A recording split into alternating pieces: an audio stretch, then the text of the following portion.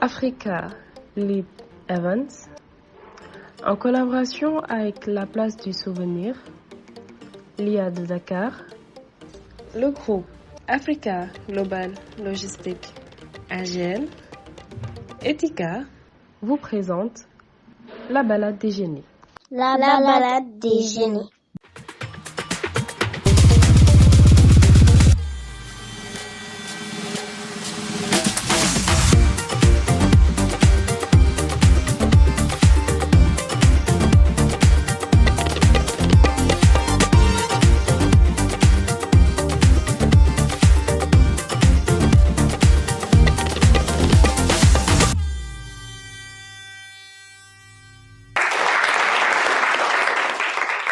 Amis téléspectateurs, bonsoir et soyez les bienvenus à cette seconde édition de la balade des génies. Bienvenue aujourd'hui pour la poursuite de ce tournoi qu'on a entamé il y a des mois déjà et pour lequel nous allons passer à un autre stade de la compétition, les quarts de finale. Donc, avant tout, j'aimerais féliciter les équipes que nous accueillons ce soir pour s'être hissées à ce niveau de la compétition, chose qui n'était pas évidente. Donc, félicitations à vous déjà. Votre parcours vous vaut d'être à ce niveau, ce qui n'est pas le cas de toutes les équipes.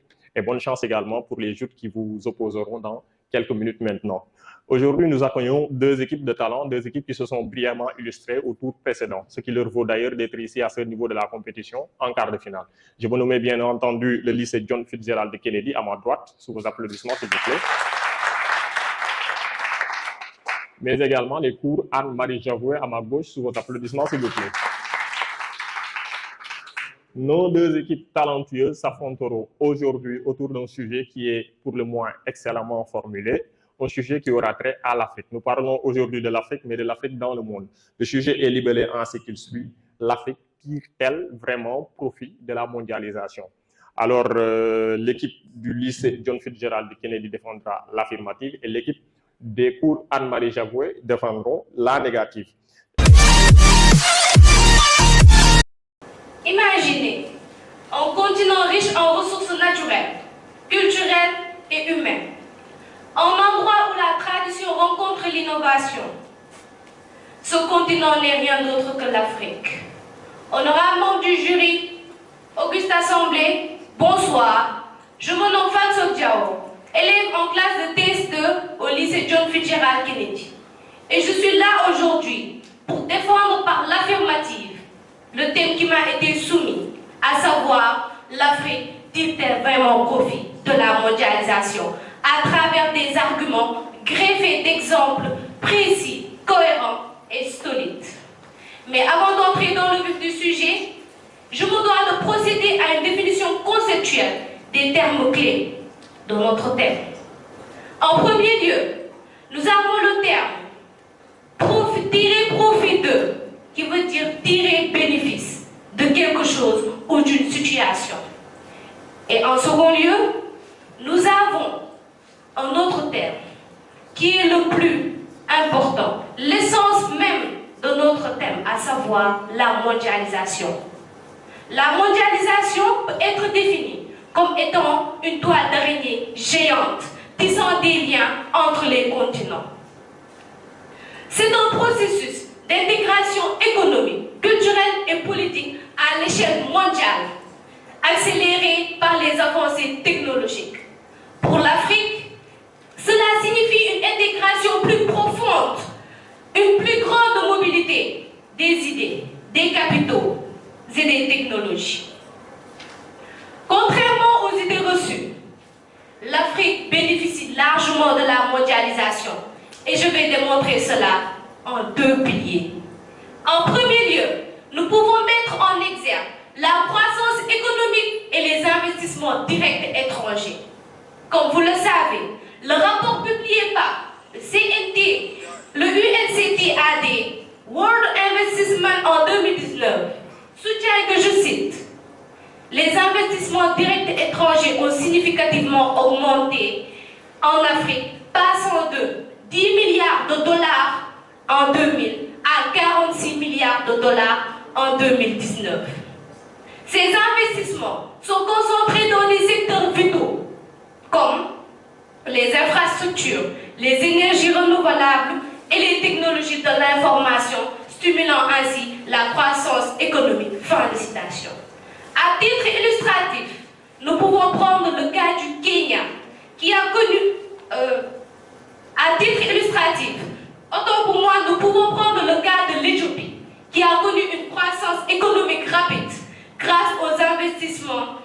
les infrastructures et le secteur manufacturier, devenant l'une des économies à la croissance la plus rapide au monde. En second lieu, nous pouvons évoquer les avancées technologiques et innovations. C'est à cet effet que le GSMA, Mobile Economy Sub-Saharian African, affirme que l'adoption rapide des technologies mobiles a transformé le paysage africain. Un taux de pénétration de la téléphonie mobile atteignant 76%. Fin de citation. De plus, le secteur des technologies financières, plus connu sous le nom de FinTech, connaît une croissance exponentielle, facilitant l'inclusion financière et l'accès aux services bancaires pour des millions de personnes. En guise d'exemple, nous avons Wave, qui est une start-up FinTech basée au Sénégal, qui est une excellente illustration de la manière dont les avancées technologiques peuvent stimuler le développement économique et l'inclusion financière. Wave utilise des technologies avancées telles que les paiements mobiles, sans contact, et les solutions de sécurité biométrique pour garantir des transactions rapides et sûres. Leur modèle sans frais de transaction pour l'envoi d'argent a révolutionné le marché des services financiers au Sénégal. En somme, la mondialisation pour l'Afrique peut être vue comme un couteau à double tranchant. Elle peut être à la fois une opportunité et un défi. En embrassant ses aspects positifs et en travaillant collectivement pour atténuer ses effets néfastes, nous pouvons construire un avenir plus connecté et plus prospère pour tous. Merci de votre aimable attention, cher public.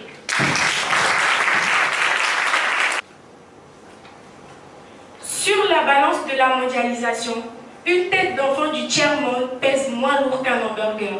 Fatou Diom, le ventre de l'Atlantique. Un enfant, quelle que soit sa provenance, devrait-il se soucier de sa valeur aux yeux du monde? Mesdames et messieurs, estimables membres du jury, recevez mes salutations les plus distinguées. C'est par cette phrase percutante de Fatou Diom et cette question que je viens aujourd'hui mettre la lumière sur les inégalités, les injustices et la déshumanisation qui persistent dans notre monde, plus précisément sur notre continent, malgré la création de ce dit village planétaire censé être bénéfique à tous. Une question doit tous nous venir en tête de là. L'Afrique tire-t-elle vraiment profit de la mondialisation? Selon le site Geoco Influence, la mondialisation est un processus historique, pluriséculaire, de mise en relation des sociétés du monde entier, ou plutôt du monde avec un grand M, devenu un lieu commun à toute l'humanité. Je me mets devant vous aujourd'hui en affirmant avec conviction, moi, Daïlan Veng, élève en classe de seconde S au cours Anne-Marie Javoué, que l'Afrique ne tire pas réellement profit de la mondialisation. C'est par le biais de 3 axes que je vous conduis vers mon idéologie aujourd'hui. Tout d'abord, la mondialisation a souvent favorisé les pays développés au détriment des pays en développement. Les ressources naturelles africaines sont exploitées par l'Europe et pour l'Europe. En effet, les multinationales exploitent les ressources de l'Afrique sans que cela ne profite suffisamment aux populations locales. Les termes de l'échange sont souvent défavorables à l'Afrique. Les produits exportés, souvent des matières premières, sont à faible valeur ajoutée, tandis que les produits importés, bien manufacturés, sont à haute valeur ajoutée, ce qui perpétue un déséquilibre économique. Selon le site tv5monde.com, dans leur article paru le 10 novembre 2022, le Ghana et la Côte d'Ivoire représentent 70% de la production mondiale de fèves de cacao. Ce cacao est vendu à bas prix aux grands pays économiques, qui, eux, les transforment en chocolat ou autres produits et les revendent à des prix exorbitants, pouvant être 10 fois le prix de base d'une fève de cacao. Ensuite, la mondialisation a exacerbé les inégalités économiques et sociales en Afrique. Souvent, une élite restreinte bénéficie de la croissance économique, laissant les populations les plus pauvres à l'écart. Cette élite, bien connectée au niveau international, est souvent liée à des entreprises multinationales, profite des opportunités offertes par la mondialisation, telles que les investissements étrangers et le commerce international. En revanche, revanche, les populations défavorisées, en particulier dans les zones rurales, continuent de lutter contre la pauvreté, le manque d'éducation et de soins, ainsi que l'absence d'infrastructures de base telles que les écoles et les hôpitaux. Ces disparités créent un fossé croissant entre les riches et les pauvres, accentuant les tensions sociales et les inégalités structurelles sur le continent. C'est le cas au Sénégal où, dans une interview pour Euronews datant du 11 novembre 2022, des pêcheurs sénégalais affirment que les bateaux étrangers vidaient et polluaient les eaux sénégalaises. Ils sont repartis comme ils sont venus, sans rien à manger ni rien à vendre.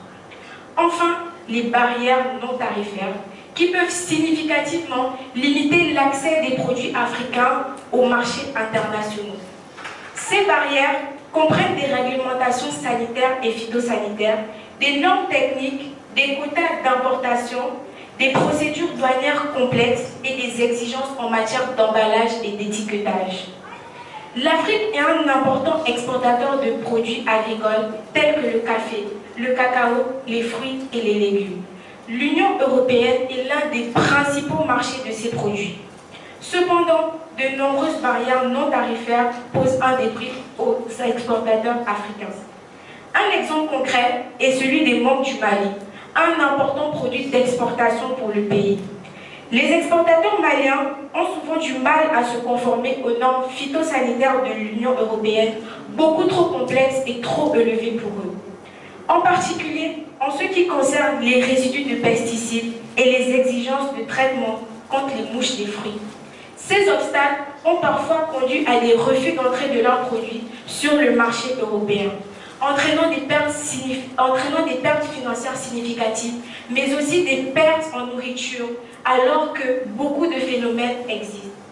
En conclusion, je tiens à vous remercier chaleureusement pour votre attention et votre présence aujourd'hui. Je suis convaincue qu'ensemble, nous pouvons mettre fin à cette prétendue mondialisation heureuse. Merci de votre attention.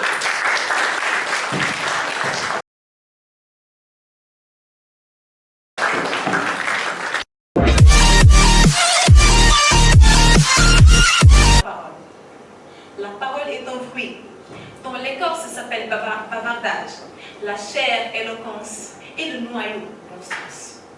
Là sont les mots de l'éminent érudit, le sage de Bandiagara, Thierno Bokar. Honorable membre du jury, monsieur le présentateur, charmante assistance, bonsoir. Au pupitre, Mamfatou Ndiaye Seck, élève en classe de première S au lycée John Fitzgerald Kennedy. Le sujet pour le rappeler est l'Afrique tire-t-elle vraiment profit de la mondialisation? Vous l'aurez deviné, nous répondrons oui, l'Afrique tire vraiment profit de la mondialisation. Je remercie ma chère coéquipière pour cette brillante introduction sur les bénéfices de la mondialisation en Afrique. Je vais maintenant essayer d'approfondir certains aspects et apporter des arguments supplémentaires pour soutenir cette perspective. La mondialisation offre à l'Afrique de nombreuses possibilités dans plusieurs secteurs, notamment l'innovation technologique, la santé ou bien même l'agriculture et le développement durable. Explorons ces aspects plus en détail. Tout d'abord, la mondialisation a catalysé une explosion des start-ups en Afrique, surtout particulièrement dans les domaines de la fintech, de la santé et de l'agriculture. Prenons l'exemple de Wave, comme mentionné précédemment, ou bien même Flutterwave, une fintech nigériane qui a levé plus de 170 millions de dollars, devenant ainsi une licorne africaine, selon le journal Jeune Afrique, dans son article publié le 27 avril 2023. Ces entreprises montrent comment l'Afrique tire profit de la mondialisation pour innover et attirer les investissements mondiaux. Ensuite, la mondialisation facilite l'accès à des ressources éducatives globales, réduisant ainsi les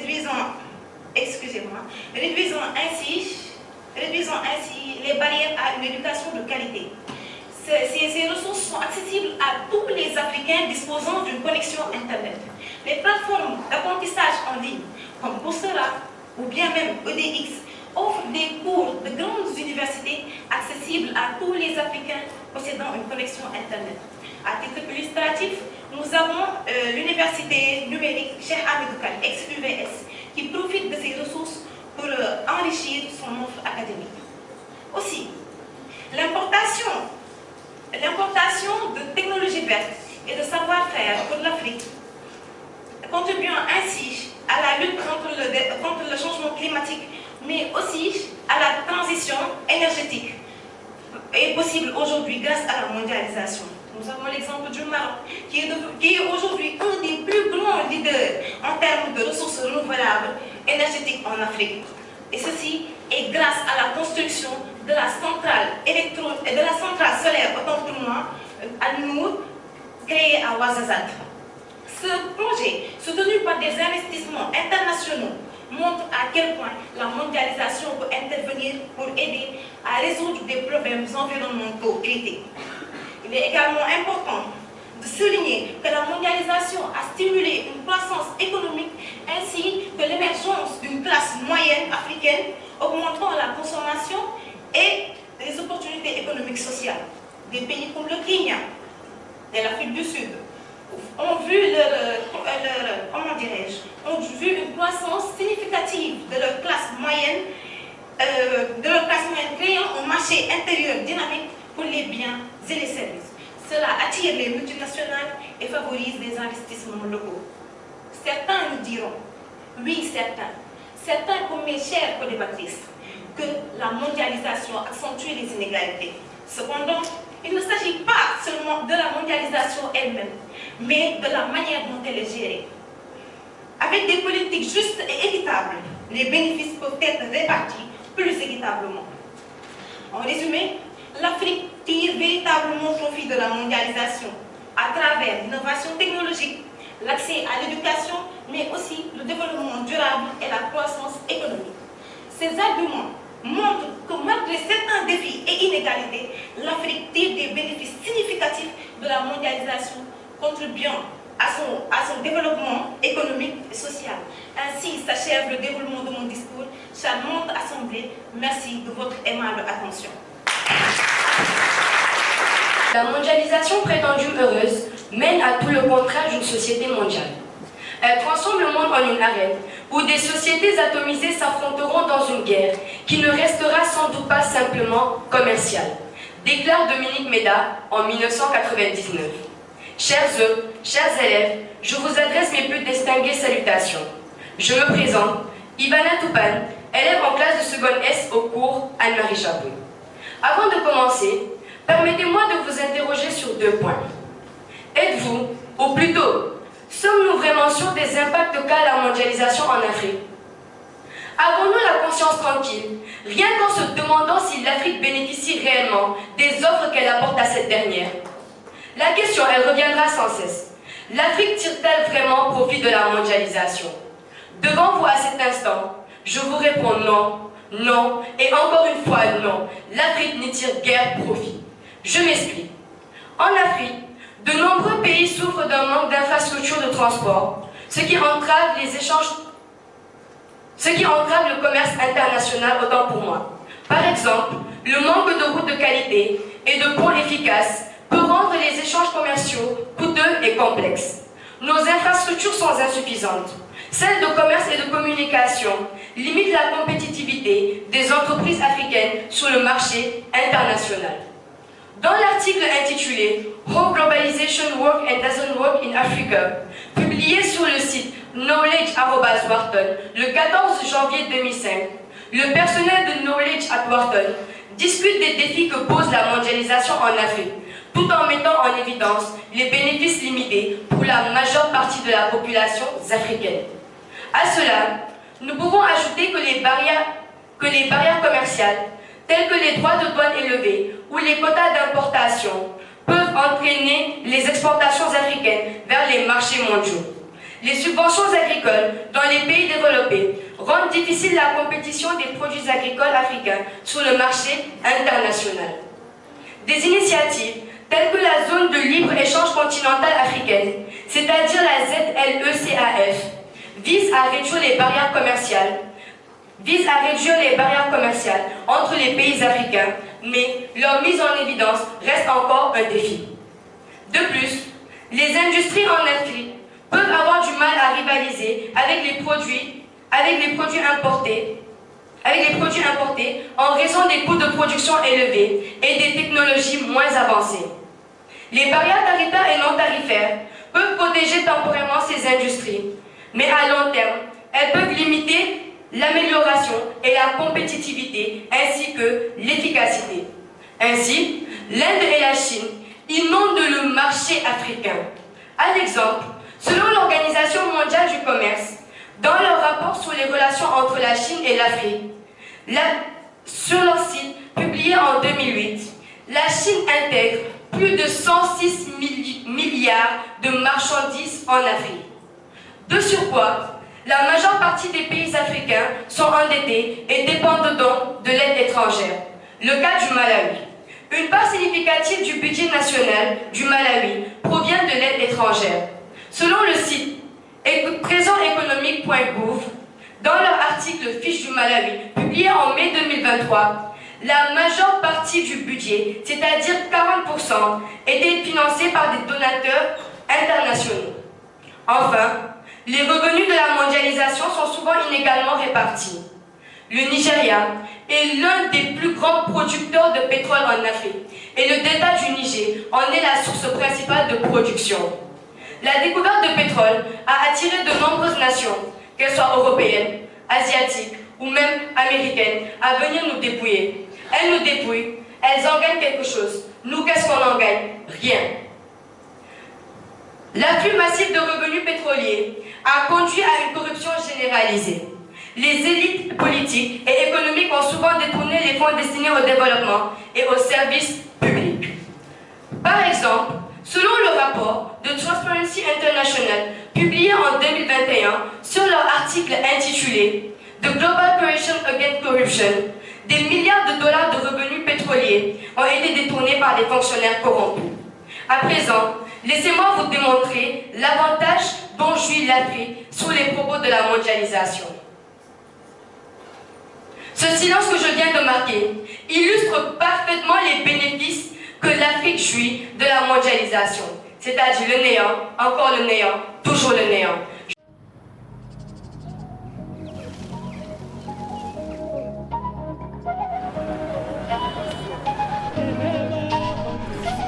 Écoutez. Ceci est le son des humains qui se déplacent sur Terre. Des merveilles qu'ils savent tirer du sol.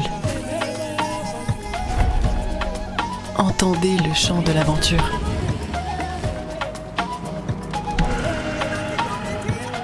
Du désir d'aller toujours plus loin, plus haut.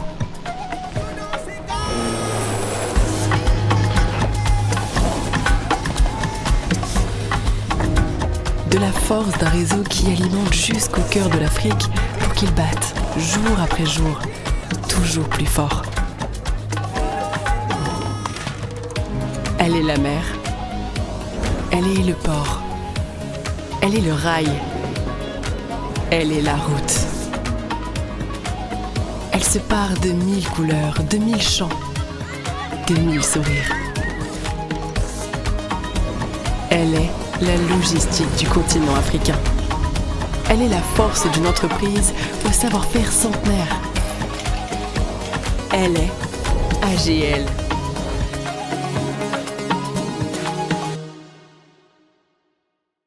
Félicitations encore une fois à vous quatre. Aujourd'hui, pour vous, les félicitations ne seront jamais de trop. Maintenant, il faut également dire que vous nous avez mis dans une situation qui est très délicate, une situation où il a fallu départager par 2 fois. On y est arrivé, Dieu merci. Maintenant, avant de procéder tout simplement à la déclinaison des résultats de ce match, nous allons essayer de revenir, comme nous le faisons toujours, sur les éléments d'appréciation quant au fond et à la forme de ce match qui a opposé les 2 équipes. Donc, je pense que du côté de l'affirmative, nous avons noté déjà des arguments qui étaient attendus dans le cadre de ce sujet, c'est-à-dire pour asseoir la thèse selon laquelle l'Afrique tire vraiment profit de la mondialisation, ça devait naturellement passer par des arguments qui étaient attendus du jury et elles y sont revenues.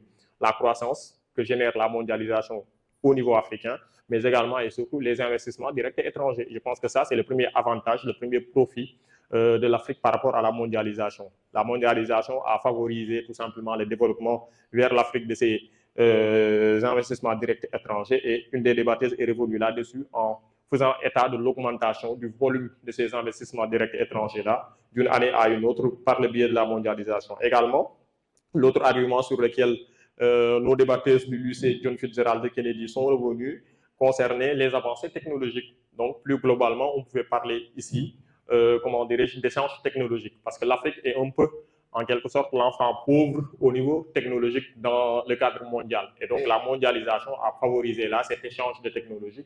De ce fait, l'Afrique aujourd'hui, sur le plan technologique, connaît des avancées notoires et qui lui sont dues en partie à la mondialisation. Et autre argument qui a été avancé de ce côté-là, des arguments qui étaient toujours attendus, c'était par rapport au développement des startups. Oui, la mondialisation a favorisé également le développement des startups en Afrique. De manière globale, c'est ce à quoi on a eu droit du côté de l'affirmatif. Du côté de la négative également, on a eu droit à une panoplie d'arguments qui étaient très intéressants. L'exploitation des ressources naturelles africaines, ça, je pense que c'est le contre-coup tout simplement de la mondialisation. La mondialisation qui vient inscrire l'Afrique dans un schéma où, du côté africain, ce sont des comment dirais-je, matières premières qui sont le plus souvent importées et qui nous sont ramenées à des prix plus exorbitants, naturellement. Elles ont également fait état des barrières tarifaires, du faible accès des produits africains également au marché européen. Il y avait d'autres arguments par rapport à l'endettement, à la dépendance aux IDE. Oui, de l'autre côté, le premier argument, c'était les IDE. Mais vous avez bien trouvé le contre-coup également, la dépendance aux IDE. Certes, les investissements directs étrangers, c'est bon, mais il ne faut pas en abuser. Parfois, il est bon de se montrer souverain et de pouvoir rassembler les ressources sur lesquelles on espère bâtir son développement par ses propres soins, tout simplement. La dépendance aux IDE constitue donc le contre-coup. Mais il y a toujours ce qu'on appelle les angles morts. Aujourd'hui, l'angle mort, on est à la place du souvenir, c'était sur le plan culturel. Parce que la mondialisation, vous l'avez vous-même défini, les deux équipes l'ont défini comme un processus qui est aussi autant culturel qu'économique. Mais malheureusement, sur le plan culturel, on a retrouvé de part et d'autre aucun argument. C'est Madame Ivana qui a été désignée comme meilleure débatteuse. Donc, Ivana Koupan, félicitations à vous. Maintenant, le plus important reste à être dit. Donc, c'est l'identité tout simplement du vainqueur de ce match vis-à-vis de la prolongation qui a suivi les échanges. L'équipe qui s'est imposée et l'équipe des cours Anne-Marie Javot. C'était ça de manière globale. Amis téléspectateurs, rendez-vous vous est donné à l'occasion d'une autre journée de la balade des génies pour un autre match des quarts de finale. Merci et à la prochaine.